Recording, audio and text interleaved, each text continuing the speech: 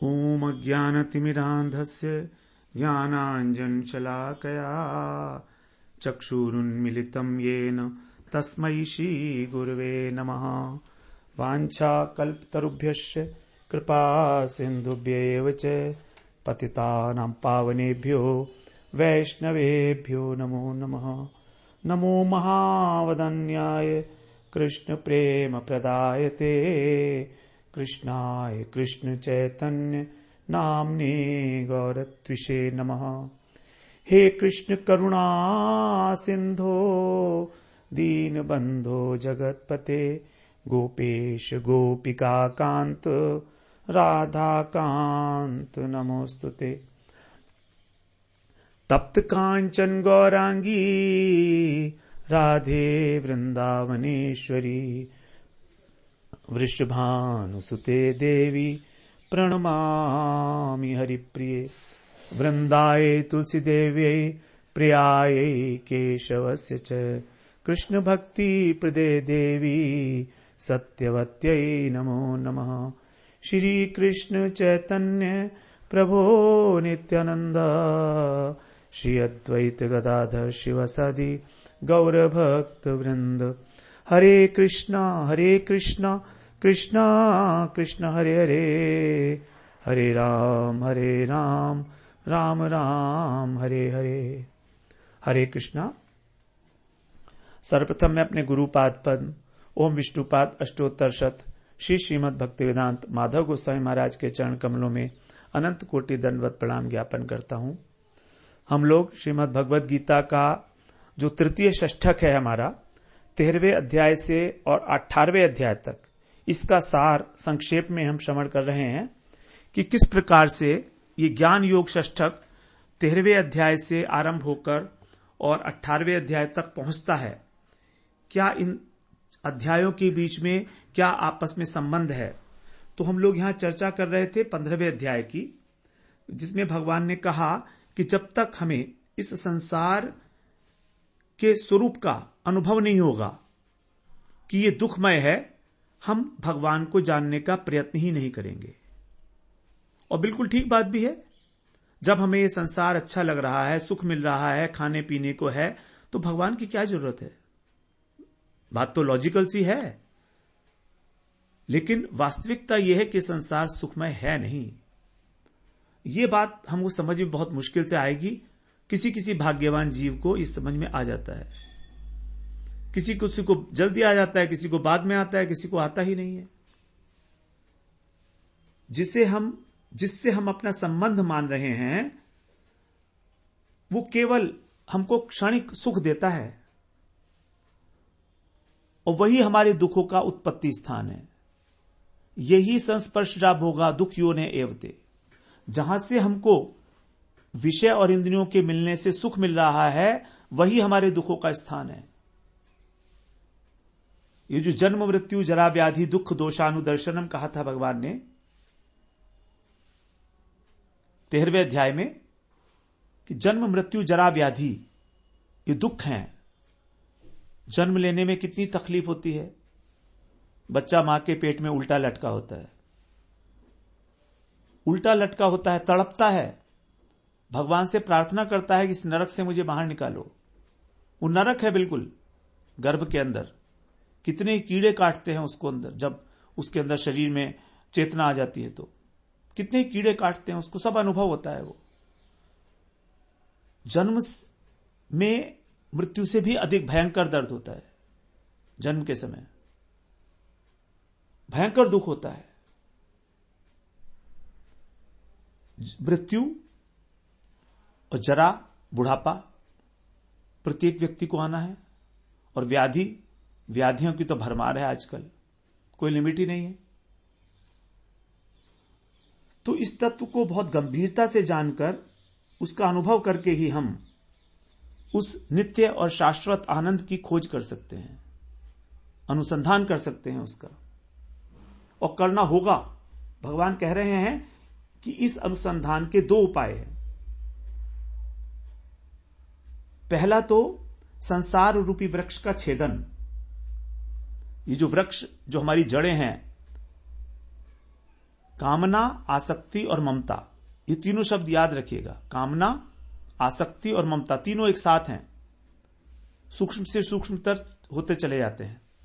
तो इन तीनों, ये जो तीनों की जो जड़ है हमारी संसार में, जो हमें फंसाए रखी है, बार बार आकृष्ट करती है हमको संसारिक वस्तुओं के प्रति, इसको काटना होगा। कैसे?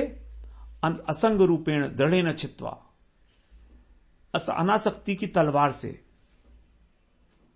और छेदन आसानी से नहीं होगा, दृढ़ता पूर्वक, ताकत से छेदन होगा। ताकत से छेदन का मतलब है जब छेदन किया जाएगा तो बड़ा दुख होगा। Its operation. ऑपरेशन में तो डॉक्टर एनेस्थीसिया दे देता है, यहां एनेस्थीसिया भी नहीं है, बहुत दर्द होगा, लेकिन ऑपरेशन करना पड़ेगा, काटना पड़ेगा इसको। असंग शस्त्रेण दृढ़ेन छित्त्वा, अपनी ही कुल्हाड़ी बनाकर अनासक्ति की, और अपनी ही आसक्ति के ऊपर उसको चलाना है। सोचिए तो, जैसे अपना ही कोई अंग काटना है, बिल्कुल इसी प्रकार से है ये ऑपरेशन। डरिए मत, क्योंकि ये सब कुछ किया गया है हमारे महाजनों के द्वारा, महापुरुषों के द्वारा। यदि हम चाहते हैं कि हम इस संसार से पार हो जाएं, तो मूलभूत आवश्यकता है असंग शस्त्रेण दृढ़ेन छित्त्वा, बड़ा मन को पक्का करके काटना है, मजबूत रखना है मन को, अन्यथा तो हम अनंत काल तक इसी प्रकार से घूमते रहेंगे। आसान नहीं है ये काम, लेकिन फिर भी करना पड़ेगा। कैसे करेंगे? भगवान कहते हैं चिंता मत करो। देखिए भगवान का कितना अच्छा आश्वासन है हमारे लिए भगवत गीता में, इससे अच्छा कुछ हो ही नहीं सकता। I tell you, he is giving us so much of loving assurance. जैसे अपने बच्चे को समझा बुझा के मां सारे काम करा लेती है, वैसे ही भगवान इतने करुणा से भरपूर हैं कि हमें पुचकार रहे हैं, आश्वासन दे रहे हैं कि तुम मेरी बात मानो तो कष्ट नहीं होगा तुमको, आई विल टेक केयर, योगक्षेम महाम्यम, मैं करूंगा ना तुम्हारा काम सब। इतने सारे देवता बना रखे हैं ना भगवान ने, 33,000, कोई 33 करोड़ भी कहते हैं, लेकिन वैसे तो 33 प्रकार के देवता हैं। लेकिन जितने भी ये देवता हैं, जितने भी ऋषि हैं, वो क्या करते हैं?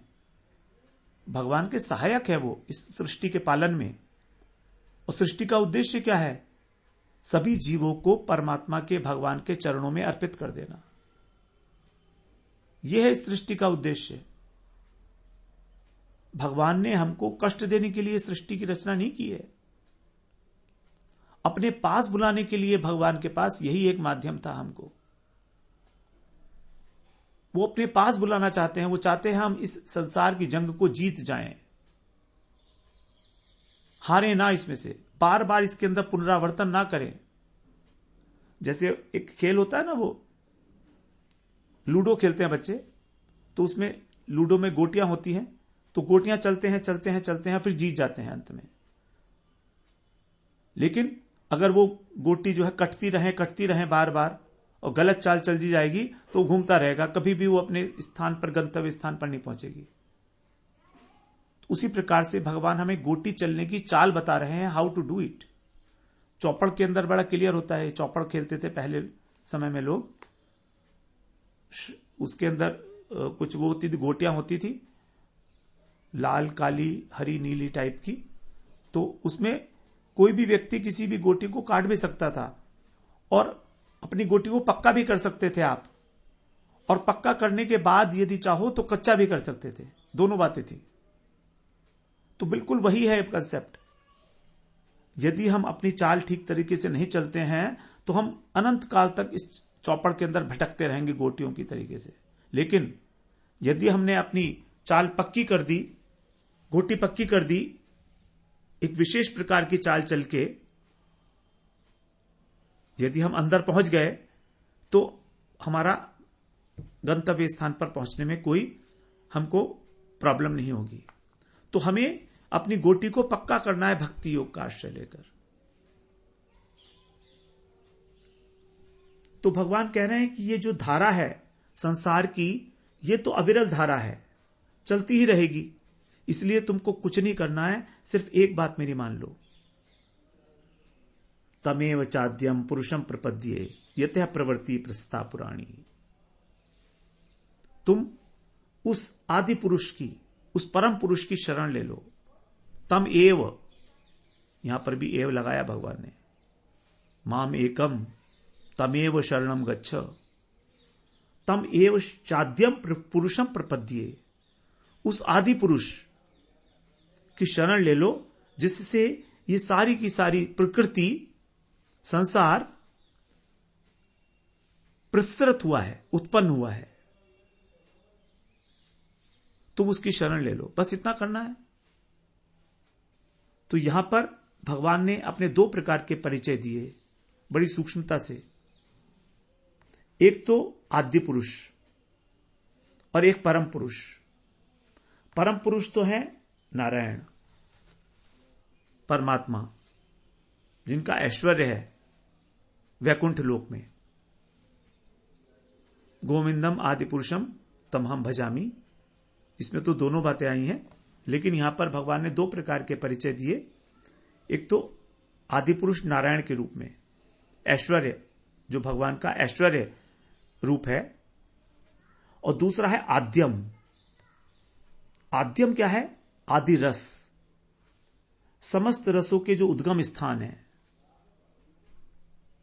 वो है कौन? रसिक शेखर ब्रजेंद्र नंदन श्याम सुंदर,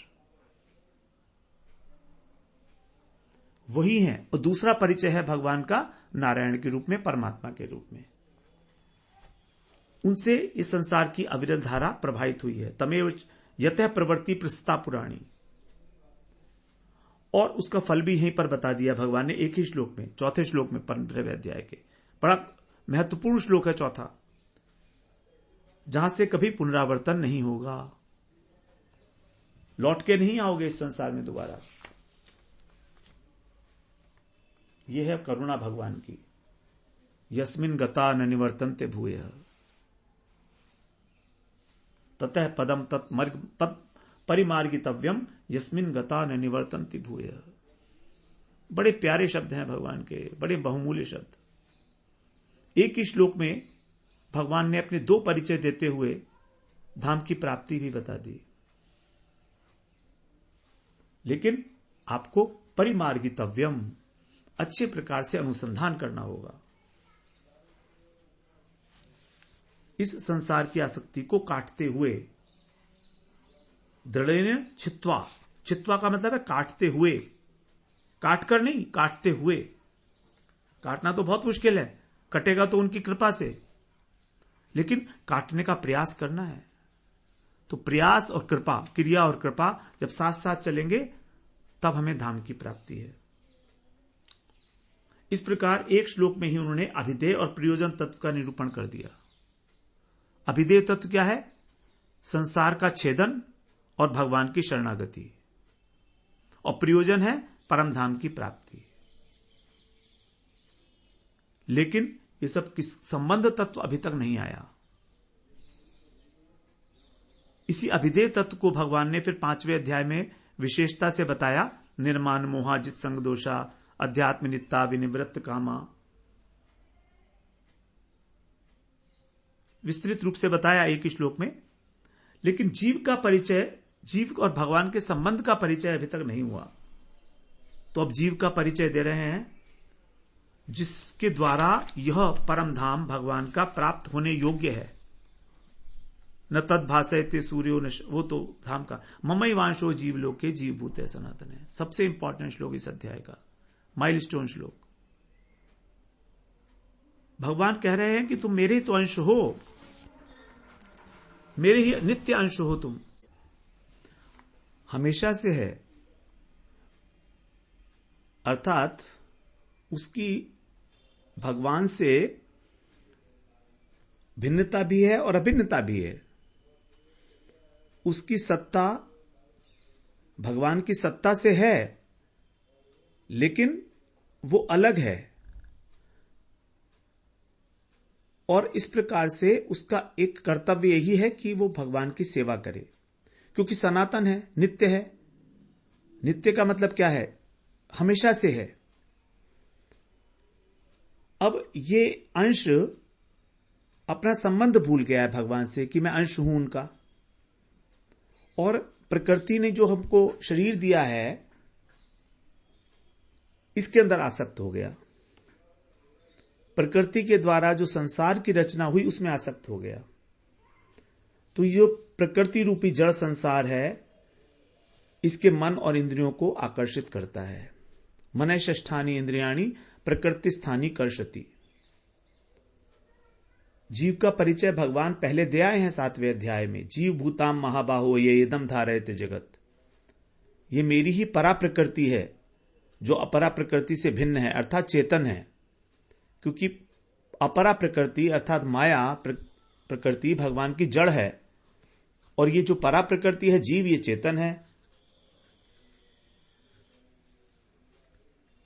लेकिन वहां भगवान ने जीव तत्व का कोई विस्तार नहीं किया, वहां पर एक्सप्लेन नहीं किया इसको कि जीव तत्व क्या है। केवल इतना ही कहा कि ये दोनों मेरी प्रकृति हैं, परा और अपरा के नाम से।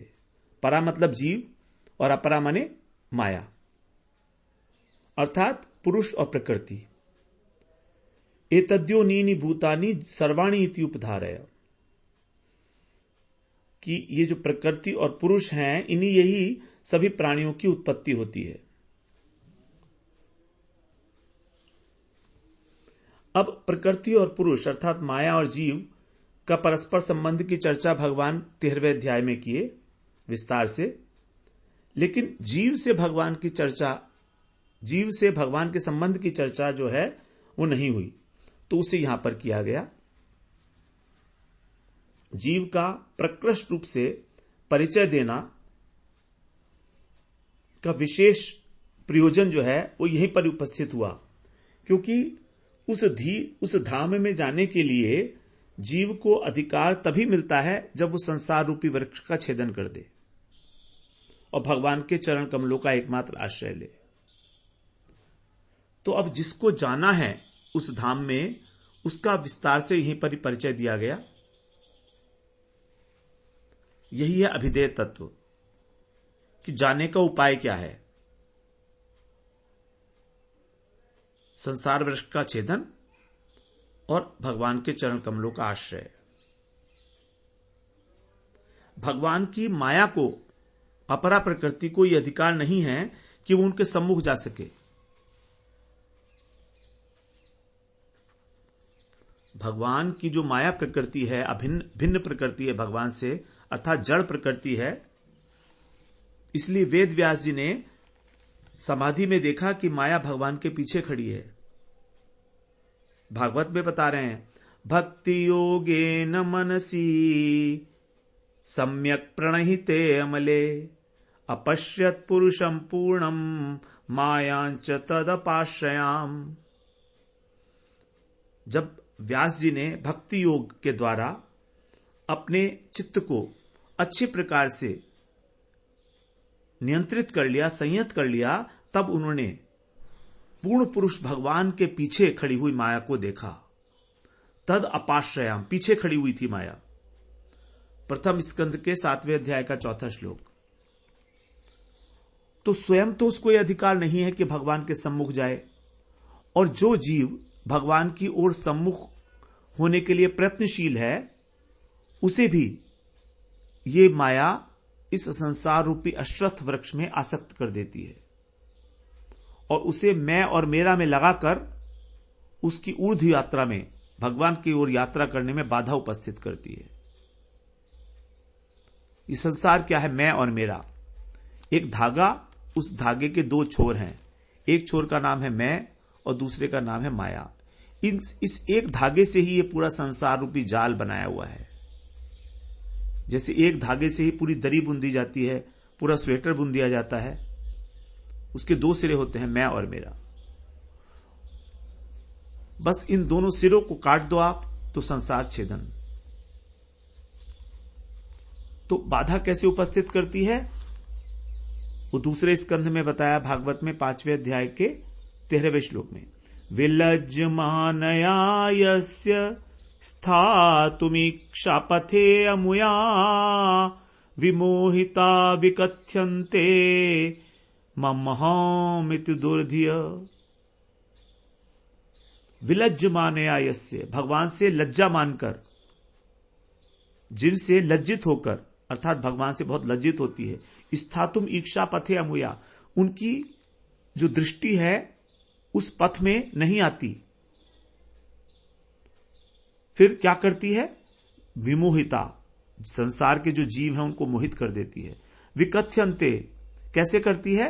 वो व्यर्थ में प्रलाप करते रहते हैं। मम अहम इति, बस इतना, मैं और मेरा, मैं और मेरा।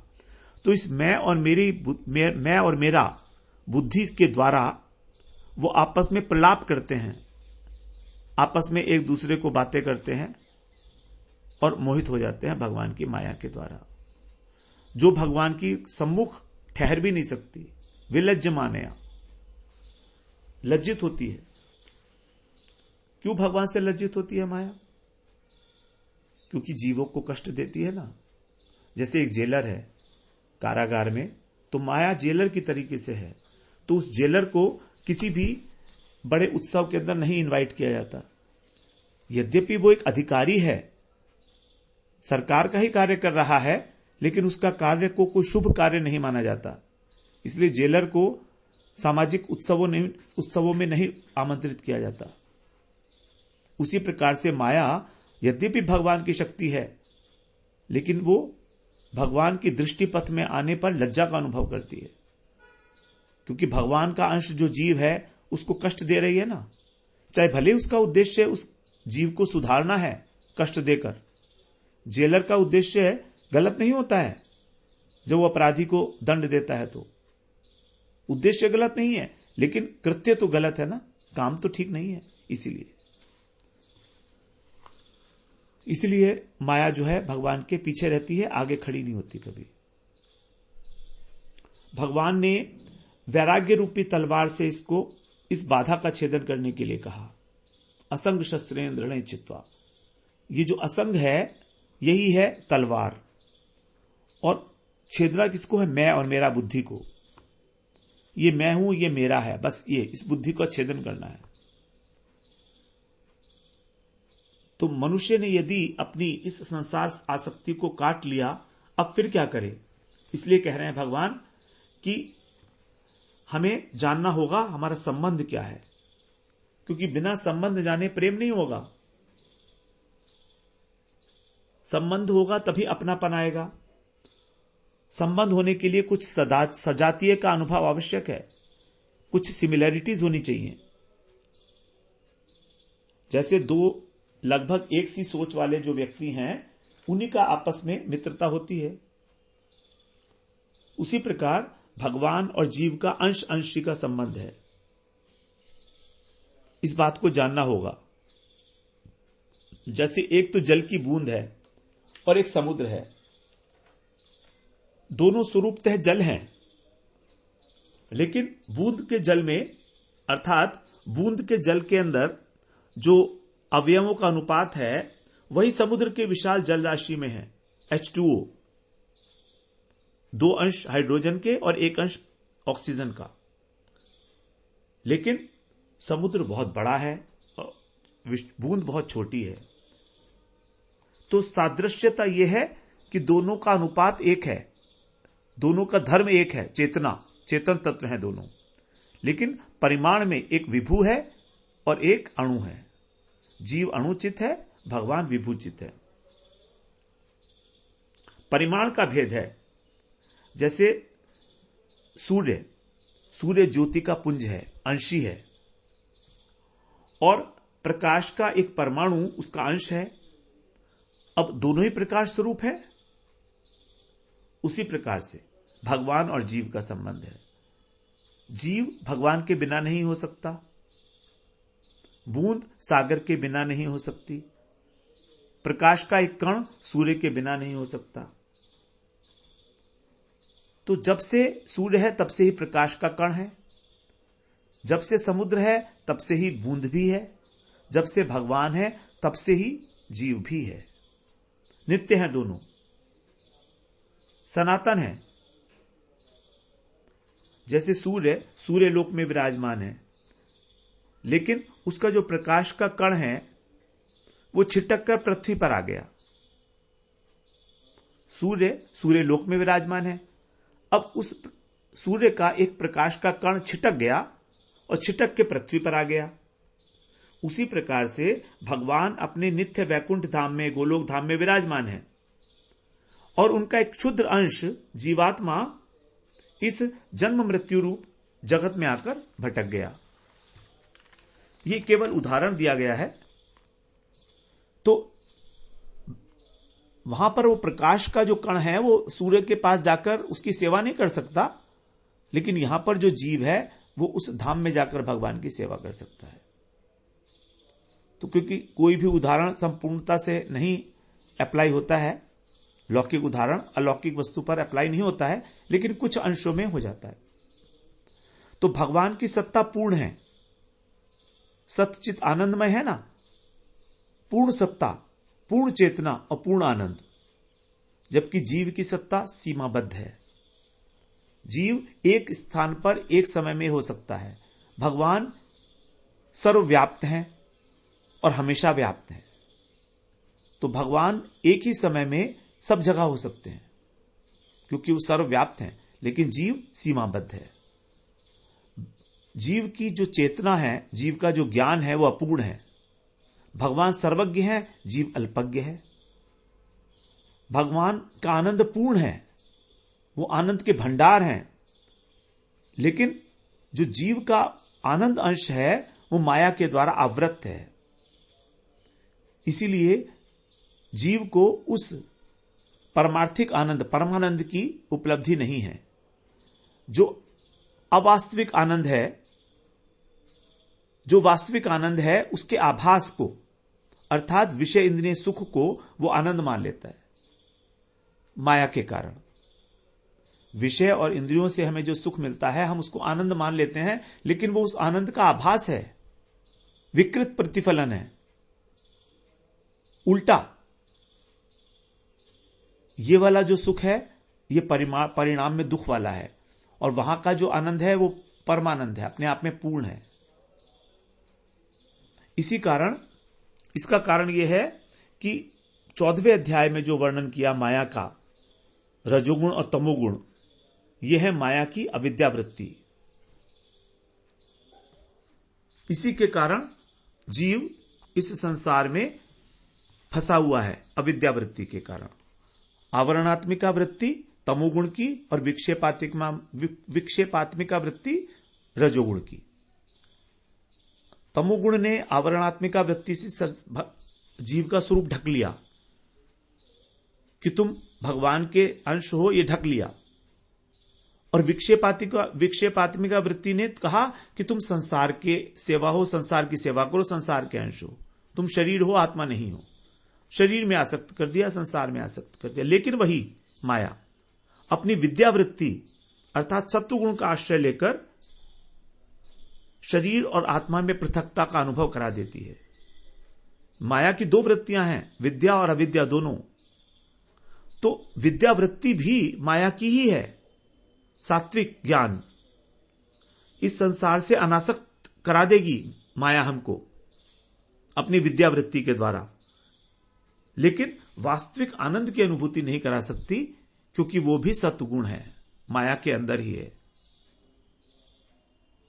तो सात्विक सुख की उपलब्धि हो सकती है, लेकिन वो आध्यात्मिक आत्यंतिक सुख नहीं है। आत्यांतिक सुख, अक्षय सुख की प्राप्ति नहीं है। वो उसकी प्राप्ति के लिए ही भक्ति योग का आश्रय लेना होगा, अर्थात भगवान की शरण पूर्ण रूप से भजन करके त्रिगुणातीत अवस्था में पहुंचकर माया की दोनों वृत्तियों से ऊपर उठना होगा। तभी उस परम तत्व को अनुभव करने की योग्यता प्राप्त होगी। यही भगवान ने बताया ब्रह्म भूयाय कल्पते 14वें अध्याय में 27वें श्लोक में। मेरी अव्यभिचारिणी भक्ति के द्वारा तुम ब्रह्म को प्राप्त करने की योग्यता प्राप्त कर लोगे, ब्रह्म का अनुभव करने की योग्यता। इस प्रकार भगवान ने यहां पर वर्णन किया 14वें अध्याय में। इसी बात को फिर हम लोग आगे श्रवण करेंगे। वाञ्छा कल्पतरुभ्यश्च कृपा सिन्धुभ्येव च पतितानां पावनेभ्यो वैष्णवेभ्यो नमो नमः।